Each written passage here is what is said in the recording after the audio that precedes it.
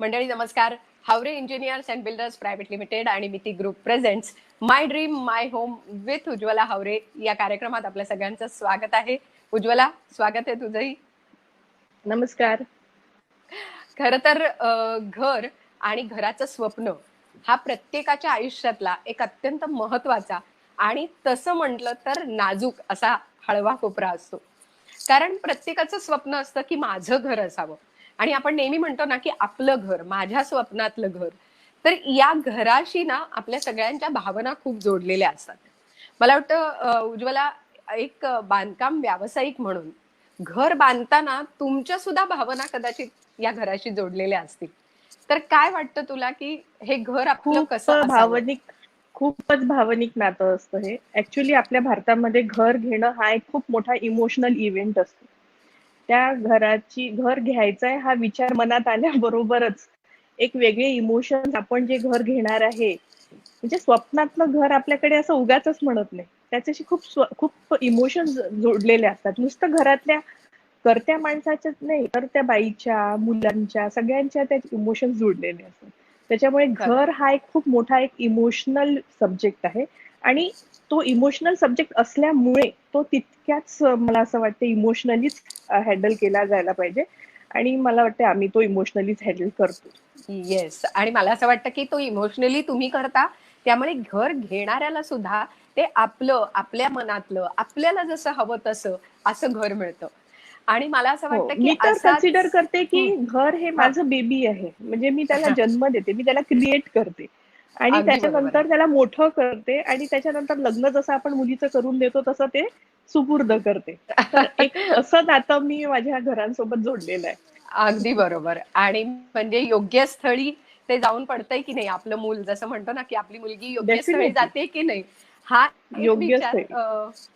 प्रत्येक वेळी असतो. आणि ते योग्य स्थळ मला असं वाटतं तुझ्याकडनं ग्राहकांकडे पोहोचतं आणि ते योग्य स्थळी जाऊन पोहोचतं. पण येस. असंच खरं तर प्रत्येक प्रोजेक्ट बद्दल आहे. पण आपल्या या दर एपिसोड मधनं आपण एकेका प्रोजेक्ट विषयी नक्कीच सांगणार आहोत. तुझा जो घोडबंदर ठाणेचा देहलिया प्रोजेक्ट आहे, हा प्रोजेक्ट मला असं वाटतं तू जे आता म्हणतेस ना की स्वप्नातलं घर, आपल्या मनातलं घर, अगदी त्याच्याशी रिलेटेड, त्याच्याशी जोडणार आहे. तर हा प्रोजेक्ट कसा आहे, आता तयार आहे का, नेमकी काय सिच्युएशन आहे? माझा हा प्रोजेक्ट, या प्रोजेक्टचं नाव डेलिया प्रोजेक्ट नाव आहे या प्रोजेक्टचं. अतिशय सुंदर 2 बिल्डिंग्सचं हे प्रोजेक्ट आहे. त्याच्यात 2 टॉवर्स आहेत आणि या प्रोजेक्टची काही वैशिष्ट्य मी सांगेल. आता कसं आहे की ह्या कोविड टाइम्स आहेत, खूप अनसर्टन टाइम्स सुरू आहेत. मग या अनसर्टन टाइम्समध्ये कुठेतरी आपल्याला असं वाटतं की काहीतरी सर्टन असावं, काहीतरी स्टॅबिलिटी आपल्याकडे असावी. आणि घर हा इमोशनल सब्जेक्ट असल्यामुळे जर घर आपल्याकडे स्वतःचं असेल तर तिथे आपल्याला ना कुठेतरी एक स्टॅबिलिटीचं फिलिंग येतं की चला, बाकी काही असो नसो, आपल्याकडे आपलं स्वतःचं कमीत कमी राहायची जागा तरी आहे. हा विचार एक खूप सुखावून जाणारा विचार आहे. आणि नक्कीच. आताचा विषय असा आहे की this is the best time to buy a house. आता बेस्ट टाइम याच्यासाठी कारण कोविडमुळे किंवा या ज्या सगळं मार्केट सिच्युएशनमुळे सध्या रेट्स खूप कमी झालेले आहेत. बरं, घराचेच रेट्स कमी झालेले नाहीयेत, तर लोनचे रेट्स पण खूप कमी झालेले आहे, इंटरेस्ट रेट्स खूप कमी झालेले. त्याच्यामुळे this is the best time to buy a house. आता माझ्याकडे, मी आज ज्या प्रोजेक्ट बद्दल बोलणार आहे तो आहे डेलिया. डेलिया का म्हणून चांगला आहे, का बरं बेस्ट प्रोजेक्ट आहे आजच्या घडीला विकत घेण्यासाठी? तर सगळ्यात पॉझिटिव्ह म्हणजे ती बिल्डिंग माझी कम्प्लीट झालेला प्रोजेक्ट आहे. ओ, व्हेरी गुड. त्याची ओसी मिळालेली आहे, ऑक्युपन्सी सर्टिफिकेट त्या प्रोजेक्टचं मिळालेलं आहे. आणि असं जे प्रोजेक्ट असेल ज्याची ऑक्युपन्सी सर्टिफिकेट मिळालेलं आहे, तिथे आपली बचत पण होते. आता अच्छा. बचत अशी होते की हा. जीएसटी जे आहे त्या बिल्डिंगला जीएसटी लागत नाही. आता ओ, मी छोटंसं बर. उदाहरण देते. समजा एक फ्लॅट तू घेतला 1 करोडचा, त्याची किंमत 1 करोड आहे.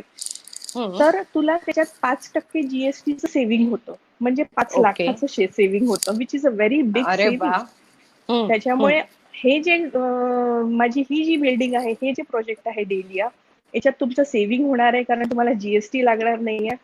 इमिजिएट तुमची जी काही प्रोसिजर आहे पेमेंटची असेल, जे काही असेल, ती सगळी प्रोसिजर कम्प्लीट केल्याबरोबर तुम्ही ताबडतोब तिथे त्या घरात शिफ्ट होऊ शकता, ही एक चांगली हम्म, गोष्ट आहे. हम्म, त्याच्यामुळे कसं आहे की या पिरियडमध्ये, या अनसर्टन पिरियड्समध्ये, या कोविड पिरियडमध्ये मला असं वाटतं की घर घ्यायचं असेल तर आपण ताबडतोब या प्रोजेक्टमध्ये शिफ्ट होऊ शकता. सो हे जे सगळं बॅकग्राऊंड मी जे सांगितलं आहे त्याच्यामुळे परफेक्ट प्रोजेक्ट टू इन्व्हेस्ट आणि टू शिफ्ट नाव असा हा प्रोजेक्ट हम्म, आहे. हम्म, हम्म. आणि मला वाटतं तू आता म्हणालीस तसं की ओसी जर मिळालेली आहे आणि त्याच्यावर जर जीएसटी लागणार नाहीये, जवळपास जसं उदाहरण दिलंस त्याप्रमाणे इतकी मोठी रक्कम ही सेव्हिंग होणार आहे, तर मला असं वाटतं नक्कीच लोक ह्याचा विचार करतील. पण हे सगळं विचार करत असताना जेव्हा आपण म्हणतो की आमचं मनातलं घर म्हणजे कसं हवं, तर डोंगराच्या पायथ्याशी, नदीच्या काठावर वगैरे, असं आता ह्या कल्पना थोड्याशा जुन्या झाल्या. पण निसर्गाच्या सान्निध्यात घर असावं एवढा सुद्धा विचार आम्ही नक्की करू शकतो. तर त्या बाबतीत काय आहे ते मला सांग. निसर्ग आहे का म्हणजे जवळ? आता डेलिया प्रोजेक्ट बद्दल मी सांगितलं की त्याची ओसी मिळालेली आहे, पण ते नेमकं हा. लोकेशन त्याचं कुठे आहे ते मी सांगते. तर ओके. स्ट्रॅटेजिक लोकेशन जे म्हणतात की परफेक्ट लोकेशन, तर ते प्रोजेक्टचं लोकेशन घोडबंदर रोड स्थित आहे. हम्म, एकदम हाय हम्म. स्ट्रीट. घोडबंदरचा जो रोड आहे तो हाय स्ट्रीट म्हणतात त्याला. त्याच्यामुळे बरोबर, म्हणजे त्या स्ट्रीटवर सगळे मॉल्स आहेत, सगळे चांगले हॉस्पिटल्स आहेत, कॉलेजेस आहेत, चांगल्या चांगल्या शाळा आहेत, असा तो हाय स्ट्रीट बरोबर. तो घोडबंदर रोड आहे. तर अगदी त्या रोडवर असलेलं हे प्रोजेक्ट आहे. रोडवर असूनही त्या प्रोजेक्टचं लोकेशन असं ठेवलेलं आहे की त्या बिल्डिंग मधल्या सगळ्या फ्लॅट्स मधनं व्ह्यू जो आहे तो फॉरेस्ट म्हणजे संजय गांधी हम्म. नॅशनल पार्क आणि घोडबंदर रोडची जी क्रीक आहे, घोडबंदर क्रीक आहे, त्याचा बरं. व्ह्यू त्याला मिळतो. म्हणजे अरे वा. शहरात राहून सुद्धा, मेन रोडवर राहून सुद्धा तुम्हाला अगदी नेचरच्या जवळ, म्हणजे अगदी निसर्गाच्या जवळ राहिल्याचा फील त्या प्रोजेक्टमध्ये तुम्हाला येतो. वा वा. दुसरा अजून फायदा असा आहे त्या प्रोजेक्टचा की तो जो घोडबंदर रोड आहे, त्या जो घोडबंदर दोन मोठ्या शहरांना कनेक्ट होतो. एका बाजूला हम्म. तो सुरतला जातो आणि दुसऱ्या बरं. बाजूला तो नाशिकला जातो. म्हणजे अशा ठिकाणी सुद्धा तुमचा जर असा अपडाऊन किंवा अशा प्रकारचा काही जॉब असेल तर तुम्हाला तिथे राहणं अतिशय सोयीस्कर आहे की तुम्हाला वेगळं ट्रॅव्हलिंग करून मग त्या रोडवर तिकडे जा आणि मग तिकडे सिटीला जा, असं करण्याची गरज नाहीये. त्याच्यामुळे हम्म. अजून ह्या रोडचा तुम्हाला मी फायदा असा सांगते की हा रोड हा. Connected to western express highway आणि ईस्टर्न एक्सप्रेस हायवे, दोन्ही बरं. रोड्सला कनेक्ट करतो. बरं. त्याच्यामुळे it is much more feasible, कारण बरेचसे मेजर हम्म. बिझनेसेस जे आहेत ते वेस्टर्न एक्सप्रेस हायवेला आहेत, काही ईस्टर्न एक्सप्रेस हम्म. हायवेला आहेत. मग अशा राईट. ठिकाणी जर आपलं घर असेल तर it is much more convenient for people. म्हणजे अपडाऊन राईट. करण्यासाठी राईट. जे आहे ते खूप कन्व्हिनियंट आहे. त्यांचा वेळ ट्रॅव्हलिंग मध्ये जास्त जाणार नाही. बरोबर. दुसरं आणि अजून एक आहे हम्म. की घोडबंदर रोडच्या जिथे आमचं हे प्रोजेक्ट आहे कासारवडवली, हा. तिथे हा जो एरिया आहे that is very much closer to Borivali, Goregaon, hmm. Mira Bhayandar, त्यानंतर इकडे ठाणे, मुलुंड, हा सगळा भाग तुम्हाला खूप जवळ पडतो. म्हणजे या एरियात बरोबर. जर तुम्ही राहत असाल किंवा तुमचं वर्क असेल तर तुम्ही घोडबंदर स्थित आमच्या डेलियामध्ये घर घ्यायला अजिबात हरकत नाही. इट इज अ बरोबर. Beautiful location, very strategic location. अगदी मेन रोडच्या जवळ असूनही निसर्गाच्या सान्निध्यात असलेलं हे प्रोजेक्ट आहे. खरंय. मला असं वाटतं या फोटोवरनच अंदाज येतोय की निसर्गाच्या सान्निध्यात आहे. आणि ज्या गोष्टी तू सांगितल्यास इतकं जवळ, म्हणजे म्हटलं तर शहरात सेंट्रली लोकेटेड, आणि त्याच्याच आणि बरोबर. अजून एक सगळ्यात महत्वाची जी हा हा मुंबईकरांसाठी फार महत्वाची गोष्ट आहे की हा. ती म्हणजे याच्या अगदी समोर मेट्रो स्टेशन आहे. ओ. बर. त्याच्यामुळे घोडबंदर रोडला सहसा बरेच लोक म्हणायचे की ठाणे स्टेशन पासून थोडंसं लांब आहे, तर इथे हा. ती काळजी करायची अजिबात गरज नाही, कारण मेट्रो स्टेशन आपल्या प्रोजेक्टच्या अगदी समोर आहे, वेदांता वा हॉस्पिटलच्या बाजूला. वा. त्याच्यामुळे मेट्रो स्टेशन आहे, बाजूला हायपर सिटी आहे, अजून दुसरे मोठे मोठे मॉल्स आहेत, त्याच्यानंतर चांगल्या शाळा आहेत, इंटरनॅशनल स्कूल्स आहेत, कॉलेजेस आहेत, इंजिनिअरिंग कॉलेजेस आहेत, दुसरे कॉलेजेस आहेत. अजून काय हवंय? सो दिस इज द बरोबर. Best location. प्रश्नच नाही. आणि आपण बघतोय फोटोत बघूनच असं वाटतंय की अरे वा, आता आत्ता इथे आपलं स्वतःचं घर असलं पाहिजे आणि आपल्या मनातलं स्वप्नातलं घर असलं पाहिजे. पण जसं राईट. आपण बघतोय तसं इथे जर आपलं घर आहे, निसर्गाच्या सान्निध्यात आहे आणि सध्याच्या दिवसात म्हटलं तर इको फ्रेंडली घर असणं हा एक आता महत्वाचा असा विषय झालेला आहे. तर काय सांगशील या बाबतीत, काय विचार केलेला आहे तुम्ही? ऍक्च्युली मला खूप अभिमान आहे एका गोष्टीचा, की जेव्हा ग्रीन कन्सेप्ट, ग्रीन होम्स हा कन्सेप्ट खूप काही प्रसिद्ध नव्हता किंवा खूप रुजू झालेला नव्हता, तेव्हा मी डेलिया हा प्रोजेक्ट IGBC म्हणून जी संस्था आहे जी ग्रीन बिल्डिंगचे परमिशन्स देते, हम्म. त्यांच्याकडून मी परमिट घेऊन ही बिल्डिंग बनवलेली आहे. याच्यात बर. असा कन्सेप्ट आहे की या बिल्डिंग मध्ये मॅक्सिमम जितकं इको फ्रेंडली तुम्हाला ही बिल्डिंग करता येईल त्याच्या एम्युनिटीज मधनं, म्हणजे त्याच्यात जे ब्लॉक्स वापरले गेलेले आहेत, त्याच्यामध्ये जो पेंट वापरलेला गेलेला आहे, त्याच्यामध्ये जे ग्लास वापरलेले गेलेले आहेत, त्याच्यामध्ये दारं खिडक्या ज्या लाकडाच्या किंवा अल्युमिनियमच्या वापरल्या गेलेल्या आहेत, ह्या सगळ्या IGBC सर्टिफाईड असायला पाहिजे. त्याच्यानंतर त्यांचे जे क्रायटेरियाज आहेत त्याच्यात बसायला पाहिजे. त्याच्यानंतर रेन वॉटर हार्वेस्टिंग इथे केलेलं आहे. त्याच्यानंतर जो ओला कचरा सुका कचरा त्याचं जे हे करायला लागतं, नियोजन करायला त्याचं जे लागतं. नियोजन करायला लागतं ते जे परफेक्टली केलेलं आहे. तर ह्या सगळ्या जे IGBC चे जे आहे कन्सेप्ट, त्याच्यामुळे याला सर्टिफिकेशन मिळालेलं आहे आणि this is the first green building in Thane. अरे तर वा. ही बिल्डिंग बर. अतिशय इको फ्रेंडली बिल्डिंग आहे.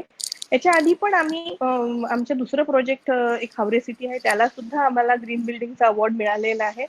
तर मला सांगायचं तात्पर्य हे आहे की एन्व्हायरमेंट कॉन्शियस जो प्रकार आहे तो आता सगळेजण व्हायला लागले, कारण गव्हर्नमेंटने तसं कंपल्सरी केलेलं आहे. पण मला असं वाटतं ती जाणीव आम्हाला पहिलेपासून होती आणि आम्ही ती आमच्या प्रोजेक्टमध्ये खूप प्राऊडली सांगते मी की ती इम्प्लिमेंट केलेली आहे, ती जबाबदारी घेतलेली आहे. So this project is a बरोबर. Wonderful green project. वा. मला वाटतं पर्यावरण पूरक गोष्टी व्हाव्यात हे आता आपल्याला निसर्गाने सांगितलंय, किंवा आता जसं तू म्हणतेस त्याप्रमाणे सरकारने सांगितलंय. पण निसर्ग कुठेतरी आपल्याला हे सांगत असतो की सतत निसर्गाच्या जवळ राहा, जितकं शक्य आहे तितकं आपण ते केलं पाहिजे. आणि तुमच्या आधीच्या प्रोजेक्टमध्ये सुद्धा तुम्ही हा विषय लोकांसमोर ठेवलेला आहे, हे खूप महत्वाचं आहे.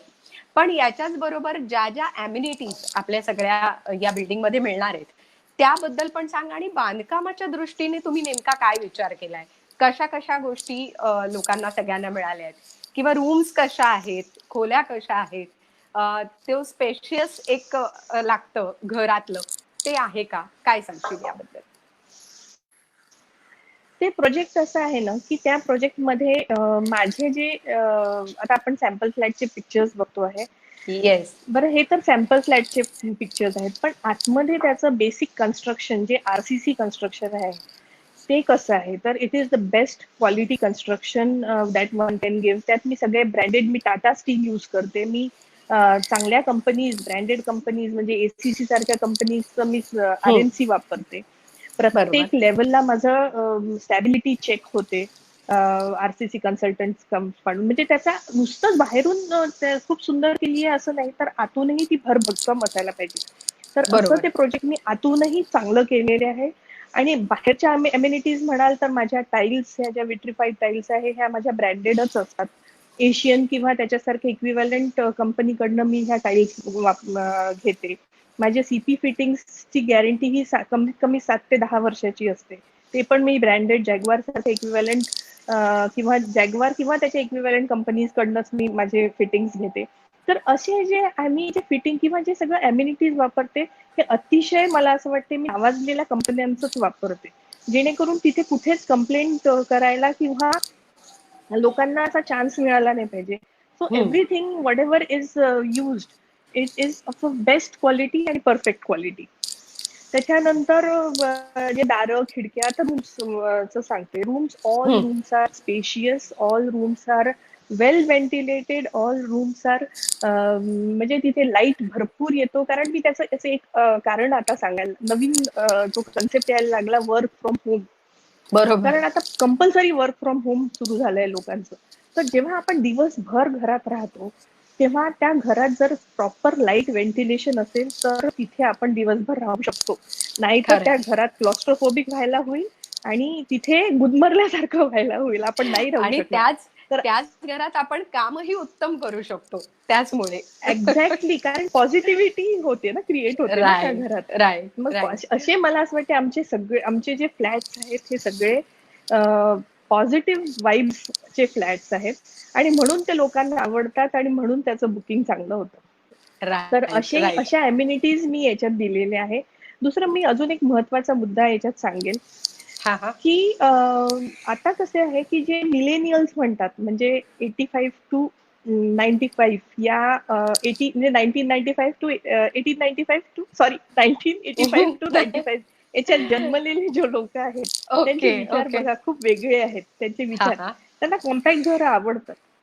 आणि ते सगळे आता कसे झालेले आहेत, ते सगळे आता नवीन नवीन स्टार्टअप किंवा नवीन नवीन जॉब्स मध्ये तीच लोक आहेत. मग ते आपले आता सध्या कस्टमर्स आहेत किंवा भावी कस्टमर्स आपले तेच आहेत.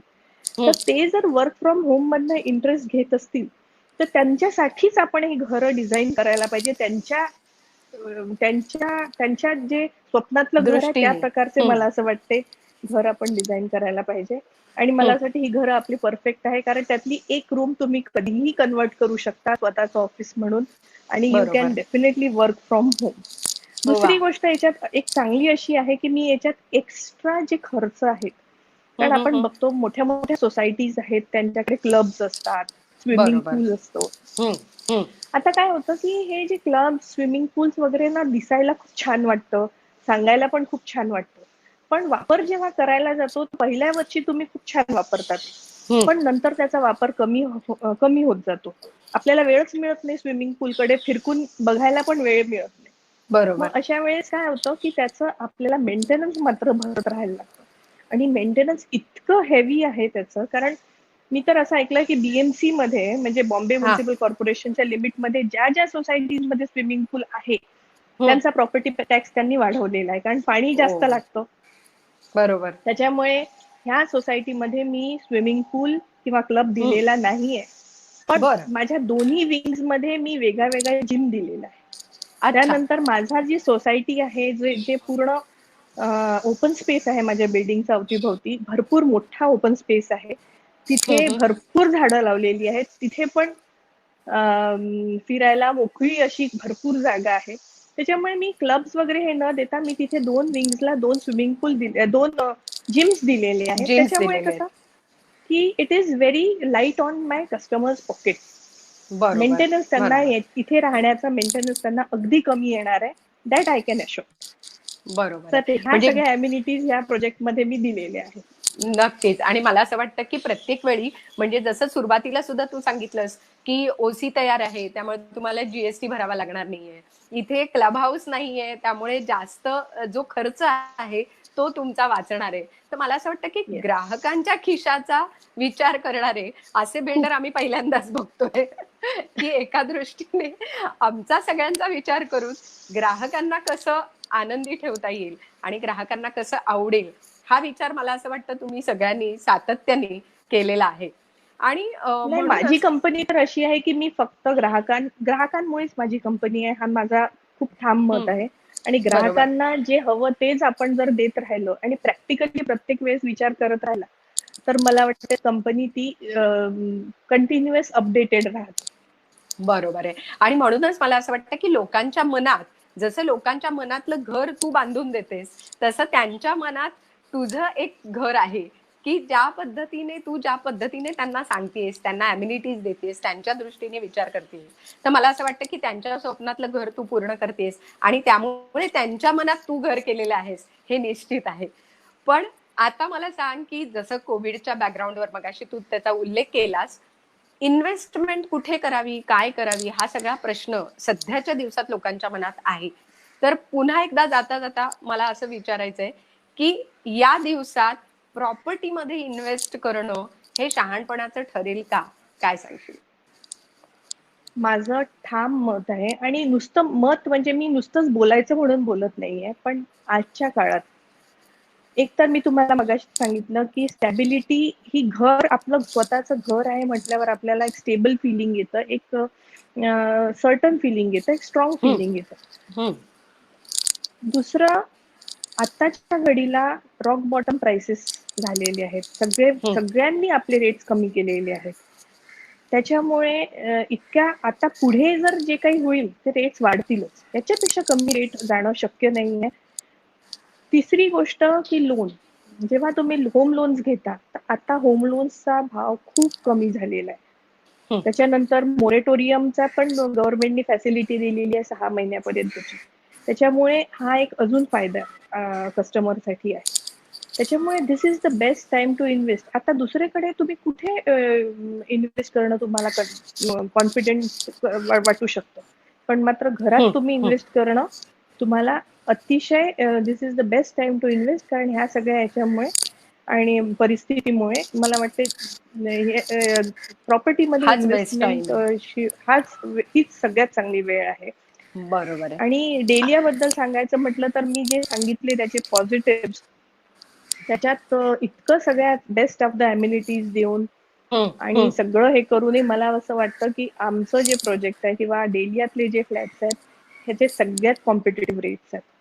मग बरं. इतक्या हं. चांगल्या रेट्स मध्ये आणि त्याच्यानंतर मी अजून एक माझ्या कस्टमर्सला फॅसिलिटी अशी दिलेली आहे की हं. हं. कोविडमुळे प्रत्येकाला एक तर बऱ्याच जणांना घराच्या बाहेर निघता नाही येत आहे, कोणी गावी अडकलेलं आहे, कोणी काय.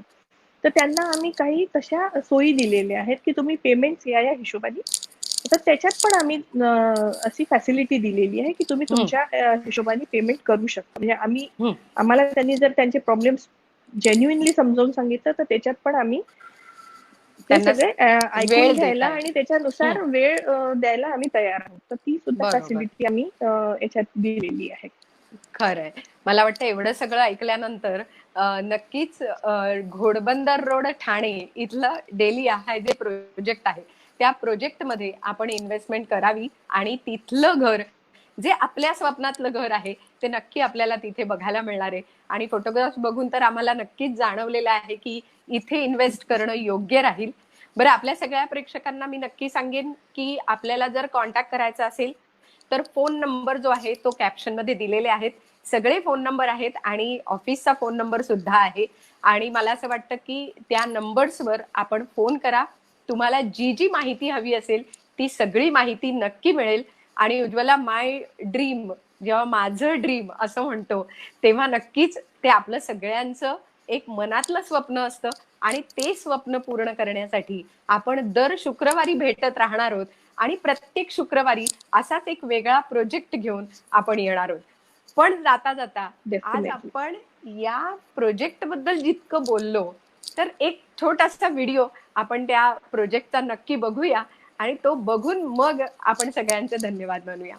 So thank you so much. Thank you. Thank you so much.